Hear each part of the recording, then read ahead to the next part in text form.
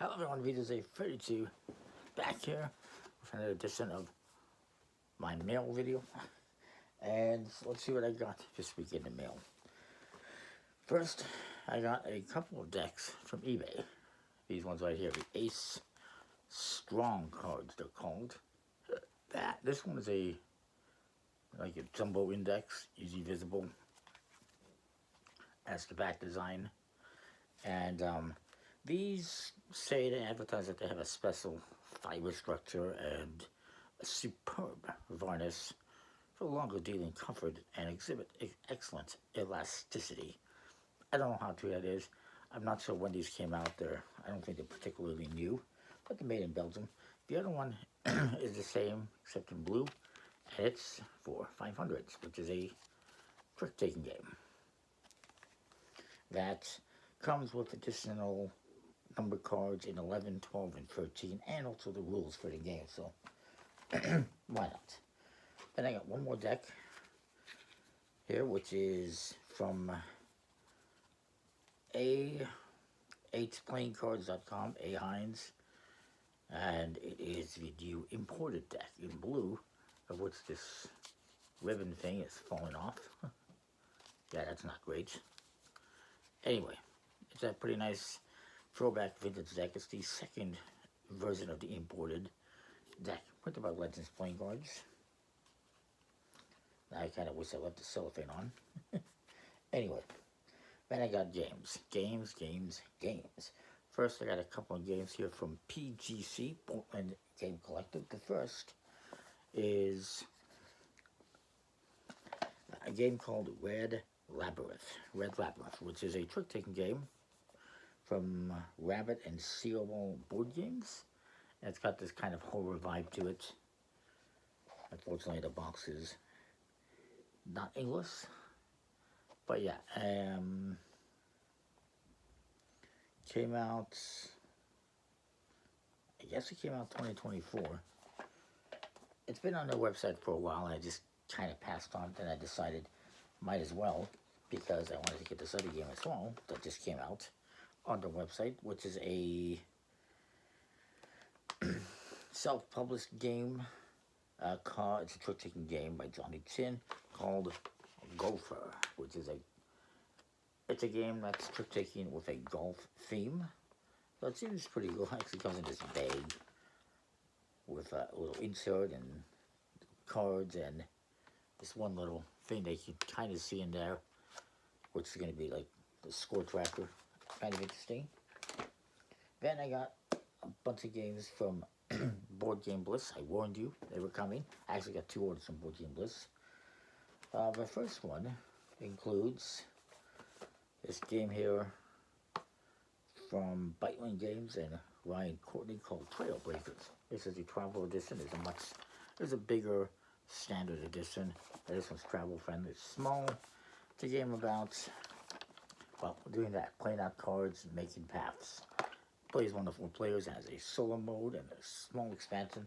Which, speaking of small expansions, I also got the Sasquatch expansion pack, which actually comes with a wooden Sasquatch token, which actually is kind of furry. I'm sorry they did that, but they made it furry, which is kind of cool. Has a couple other things in there. Then I got a couple of small games from Helvetique, which are not new. Doesn't say when they came out. Well, these were printed in 2024, but they date back a couple of years ago. The first one is Bandito. And it plays anywhere from 1 to 4 players cooperatively.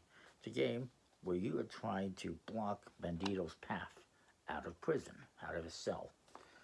And then I also got the follow-up to that, which is Bandita, where this one actually has 3 different ways you can play. You can try to block her path, you can try to help her escape, or you could use the Bandito card and try to help them both escape. So, why not? Then I got a small wallet-sized game from Button-Side Games, designed by Stephen Aramidi, called River Wild, which I will be looking at coming up on the channel. This is a little game about, well, making these river paths and trying to score points in different ways. So it seems pretty, it's a solo game. Then I got a couple more games in this order here. I got a game from GeriMan, the 30th anniversary of Mummy Rummy, which is basically it's a set collection game about collecting artifacts in tombs, and there's action cards and reward cards and stuff like that, trying to score the most points. This is the 30th anniversary. It's been around since 1994, I believe. But I will point out, if you play the earlier versions, an older version of this game, this is a bit different. It's more set collection. The other one was weirder, I guess you could say. It's about trying to match 3 different cards, 2 or 3 different cards to make an artifact.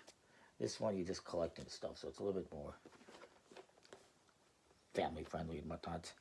Then I got a game. This is from Ultra Pro Entertainment for 2 to 4 players called Splits. There was also a game like this that came out. This one is from 2021. There was one that came out in 2022 from Piatnik called Split It, which is the same thing, except, I mean, just a different name, slightly different artwork. I apologize, there's a little bit of blur in the video.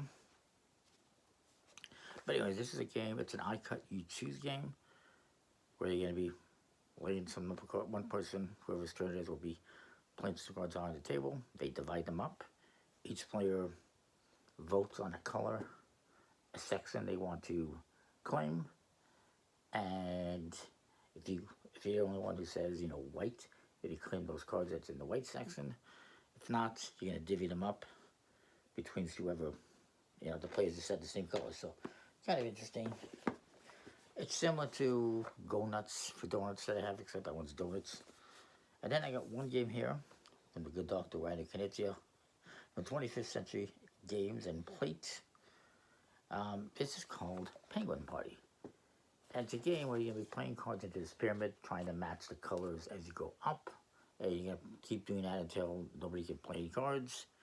And whatever cards you have left are going to be worth negative points. So you're trying to get rid of all your cards.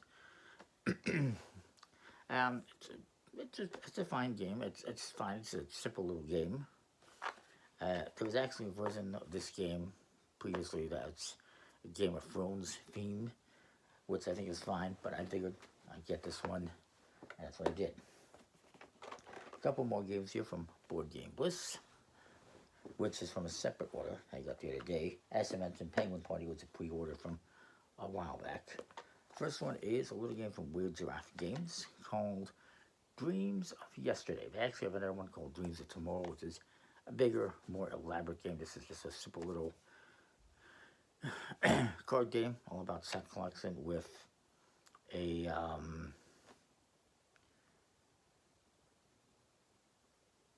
what is it, a rondelle type system. Basically, you're gonna have cards in a circle. I take this one, you start there, go around, then I start where you stop. You go around in a circle. I believe it's a rondelle.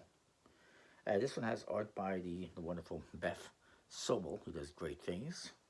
And it's designed by Heather O'Neill. It's a nice little card where you're going to be card game, set collection game, where you are collecting resources and then using those resources to buy artifacts and just trying to score the most points. And you're going to actually be chaining together artifacts as well.